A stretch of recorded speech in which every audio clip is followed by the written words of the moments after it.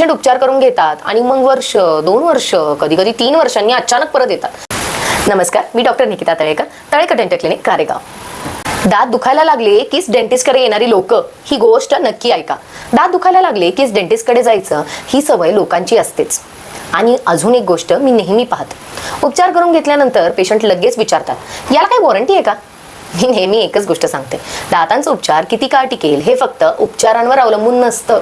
ते तुमच्या तोंडाची स्वच्छता, खाण्याच्या सवयी आणि सगळ्यात महत्त्वाचं नियमित फॉलोअप यावरच अवलंबून असतं.